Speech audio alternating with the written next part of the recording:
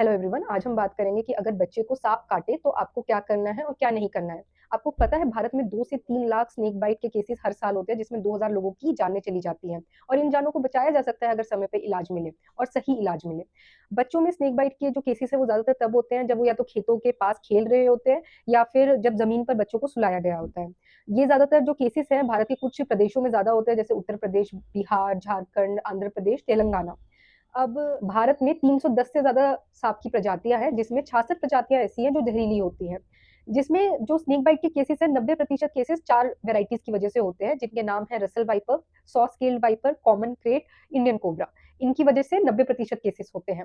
जब सांप काटता है तो उस जगह पे जिस ज़्यादातर हाथों या पैरों पे काटता है, वहाँ पे सूजन हो सकती है, बच्चे को दर्द हो सकता है। उस एरिया पे आपको सांप के काटे हुए 2 दाँत के निशान भी दिख सकते हैं और वहाँ से खून भी आ सकता है। इसका प्रभाव पूरे शरीर पे भी पड़ सकता है, बच्चा बेहोश हो सकता है, साँस लेने में दिक्कत आ सकती है, मुँह से, नाक से और जगहों से खून बह सकता है और बच्चे को लकवा भी मार सकता है, पैरालिसिस भी हो सकता है। अब अगर किसी आपके सामने किसी बच्चे को साँप ने काटा हो, तो आपको क्या करना है और क्या नहीं करना है? सबसे पहले क्या करना है? रीअश्योरेंस कहते हैं हम बच्चे को ज़्यादा पैनिक ना करे, घबराए ना। अब बच्चे को छोटे बच्चे को समझाना तो मुश्किल होता है, तो सबसे पहले माता-पिता को थोड़ा सँभलना है। अगर बच्चे के सामने आप पैनिक करेंगे, तो बच्चा और भी ज़्यादा पैनिक करेगा। 70% केसेज़ में जो साँप काटता है, वो ज़हरीला नहीं होता, इसलिए पैनिक नहीं करना है। बच्चे को भी समझाना है और बच्चे के सामने आपको भी पैनिक नहीं करना है। दूसरा, जिस जगह पे बच्चे को काटा है, ज़्यादातर हाथों और पैरों में काटता है, उसको इम्मोबिलाइज़ करना है, यानी उसको स्थिर रखना है, वो हिलाए ना, बच्चा खुद भी ज़्यादा हिले ना, उसको ये समझाना है। अब वो कैसे करना है, जैसे कोई हड्डी टूट जाती है, तो उसको हम स्प्लिंट करते हैं। आप उसको लोकली घर पे कर सकते हैं। कैसे? आप कोई लकड़ी का टुकड़ा ले या प्लास्टिक बोर्ड ले या फिर वो नहीं है तो न्यूज़पेपर्स को रोल करके थोड़ा मोटा-सा रोल बना के उसको रस्सी से बाँध दें उस एरिया पे, उस लिम्ब पे या उस हाथ-पैर पे जहाँ पे भी बच्चे को काटा है, ताकि वो हिस्सा बिल्कुल भी ना हिले। ठीक है? उसके बाद आपको बच्चे को जल्दी से जल्दी अस्पताल लेकर जाना है। कई बार माता-पिता सोचते हैं अभी तो लेट हो गया है, गाँव का एरिया होता है, तो कल सुबह लेकर जाएँगे। ऐसा बिल्कुल भी नहीं करना है। बच्चों में जो कॉम्प्लिकेशंस हैं वो बहुत जल्दी डेवलप होती है, इसलिए समय पे हेल्थ फैसिलिटी या हॉस्पिटल जाना बहुत ज़रूरी होता है। अगर आपके घर के आस-पास कार है या फिर एम्बुलेंस सर्विस है तो बहुत अच्छा है, नहीं है तो मोटर बाइक से भी बच्चे को ले जाया जा सकता है। बस सामने जो बंदा चला रहा है उसके पीछे बच्चे को बिठाना और फिर तीसरे बंदे को पीछे बैठना जो बच्चे को पकड़ के बैठे।